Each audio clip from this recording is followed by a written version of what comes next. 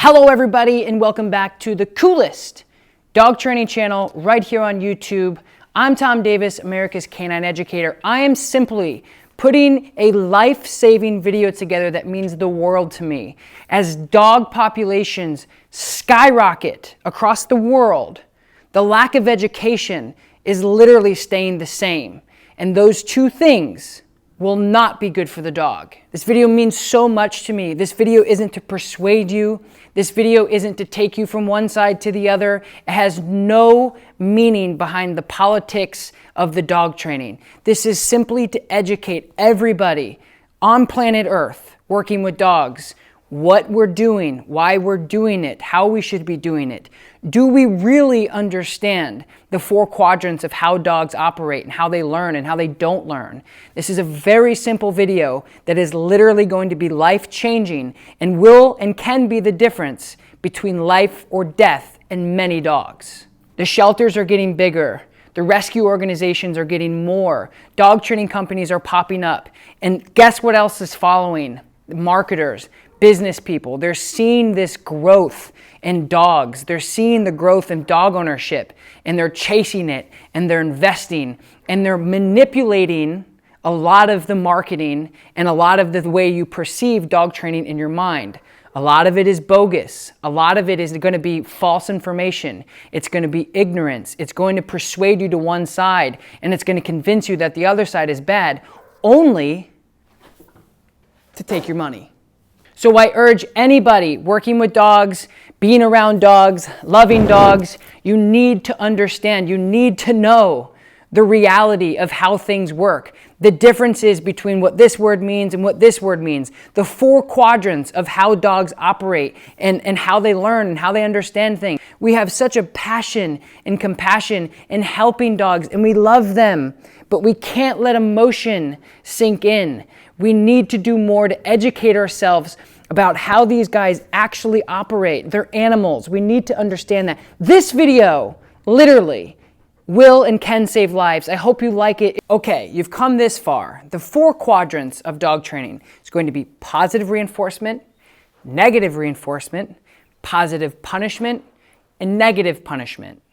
Now, as I'm in this karate power stance, you're probably thinking, positive means yay, treats, happiness, teddy bears, cool. And negative means punishment, alpha, bad, angry, big guy, show guy, violence, pain, torture. I could go all day. Well, you're wrong. That's not right at all. When we talk about positive and negative, it simply means adding something, subtracting something. The definition of positive reinforcement is the first thing we're going to talk about, which is on the screen next.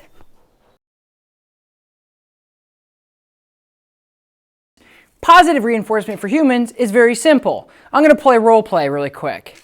Hey, Tom, if you pick up that chair and bring it over there, I'll give you some money. Okay.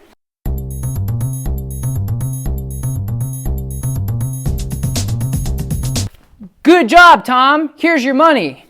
Thanks. Positive reinforcement is adding value to ensure that if I ask that person to go do that thing with the chair again, they're going to want to do it. Dog positive reinforcement is very simple. Coda, touch. Good. Sit. Good. Break. Now you can add positive reinforcement verbally. Good. Leash pressure. Good. You can add positive reinforcement many different ways. Just a verbal, just food. You could use a leash. You could use so many different things. Positive reinforcement doesn't always have to be food and treats and all these things. It just means that you're adding something that the dog likes. Yay! To encourage them to do it again. It's very simple. Next up, negative reinforcement. Definition to follow.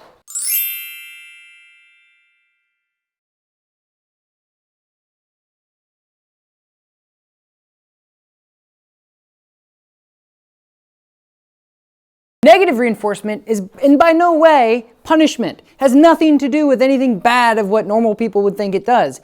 Negative punishment is very simple. In human terms, it's when your mom goes, hey, do the dishes, do the dishes, do the dishes, do the dishes. Negative reinforcement would be like, okay, fine, I'll do it. That's negative reinforcement. In dog terms, very simple. So negative reinforcement for dogs is extremely simple. I'm basically going to add something that the dog doesn't necessarily like, and when they do it, it shuts off. So when I want the dog to go here, I'm just going to use the leash. When they get there, the leash shuts off. If I want the dog to go over here, I'm going to use the leash shuts off.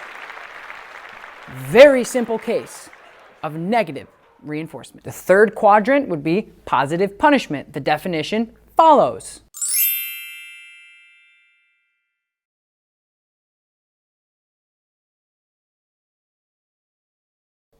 Now, positive punishment is something that we think about on a regular basis. Human form of positive punishment would be adding in maybe a cop at the end of the road next to a school.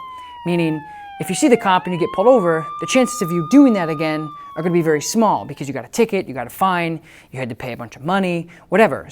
So it's literally adding in some sort of punishment for the behavior you don't want. Now, I think the big thing that gets people confused here is you don't have to be cruel and inhumane to punish a dog. So I think the idea of punishing dogs is a little confusing for people. You just assume that it's all these negative things. It's not. You're just doing something that causes the dog to be uncomfortable when they do it.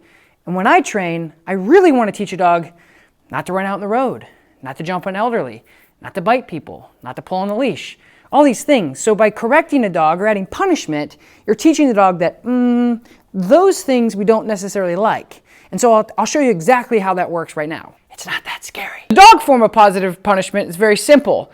I'm going to add some sort of punishment to the dog when they do a behavior I never want to happen again, such as jumping. I have food. If the job off, I correct the dog using leash pressure.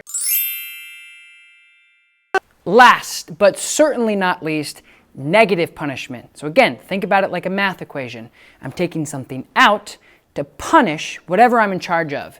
So if your kid yells and screams and spits on the principal, you take their iPhone away. You're taking something away to punish them for that. So, very simple in dog form, I'll show you.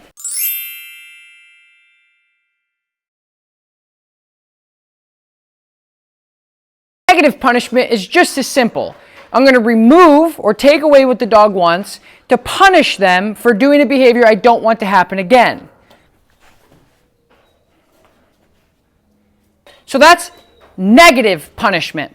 She jumps, I remove the food and the ball so she can't see it. A lot of times negative punishment is used for adolescent dogs to teach them what we like and what we don't like. I love dogs, and I know that you do too. And it's really important that we educate ourselves on how they learn and how they operate. Now, with me and what I do, I travel all over the world working with dogs, and I specifically work on behavior. And I can tell you that if you create structure and you give your dog a little bit of boundaries with a little slip collar and say, hey, that's wrong, do this instead. They go, oh, it is, okay. So we're not ignoring the stuff. So just like child psychology, when they're putting marker all over your wall or they're spitting or they're kicking the principal, we're not turning our head. We're not avoiding, we're not looking the other way. That would be inhumane to do that with kids. You would actually probably get punished or fined for that. To just like, oh, my kid crossed the road without looking, I'm over here. They would probably take them away. And with dogs, there's this thing going around that's what people do too. They ignore it. They don't do anything to stop it. And they wonder why it continues to happen. So it's important. I'm not trying to persuade anybody because there's no wrong and there's no right way of doing everything with dogs. It's not binary. It's very different on a case by case. Some dogs need certain tools. Some people need certain tools to handle the dogs that they have. There's just so many variables and there's so many different ways to get to the end of the tunnel. And I think it's so, so, so important. And it literally hurts my stomach to see some of the marketing manipulation going on out there of like, purely this, only this. But I think as the dog training community grows, the education almost goes down. We don't know as much as we should when we open up places. And as a dog owner, we don't know as much as we should when we go out and we shop for a dog training camp. We see things like purely this, or only positive this. And in actuality, it's complete ignorance, and it's absolutely absurdly wrong. It's not true. When people say that they only do purely positive reinforcement training, it's a lie. It's a marketing gimmick. It's not even possible. And to say that nobody else does that. I do a balanced dog training method, which means 97% of the time when a dog does something, I give them, and I love them, I give them food, I give them a ball, I give them everything they want. But just like good parenting, I also believe in giving my dog discipline and teaching them wrong from right. And I think for the majority of dog owners out there, you interpret discipline and punishment as inhumane, bloody messes, spikes, shocking, all these crazy barbaric things that nobody does. Well, maybe some people do, but you gotta understand that there's balance, and there's a right way and a wrong way to punish a dog, and there's a right way and a wrong way to do positive reinforcement. You can add more negativity and more damage using positive reinforcement a lot of the times, because then your dog gets obese and is dependent on food and is obsessed with food and then becomes aggressive because of the food. So we just need to understand the way that our dogs learn. And there's so many different variables, and there's so many different hot and cold and different temperaments of how these things operate, that if you're gonna work with dogs professionally, you need to understand that there's certain dogs who have trouble learning a certain way, or you need to go outside of the box, or you need to become creative to get into their mind.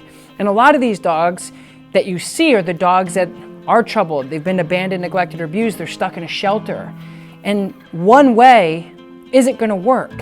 And if we continue to tell people and to believe that the only way to work and train with some of these troubled dogs who have seen hell and back, then those dogs are going to continue to die. We have to understand that there's other ways to be humane, to be fair, to be educational, and to teach dogs than a one-dimensional way. And that goes for both spectrums. That's not just a ton of positivity, turning our backs when negative things happen. It's the same thing for people who are old school, that yank and crank and turn e-collars up and do a whole bunch of abusive stuff that is barbaric, that somebody as myself would never agree with and would never do.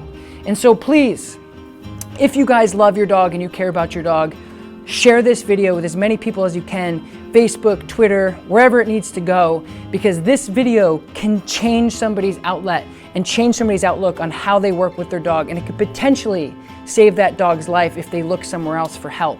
So thank you guys so much for watching this video. I truly do appreciate it. If you like it, leave a comment below. Let me know what you think. Like the video. Consider subscribing to my channel. I will talk to you next time. Peace.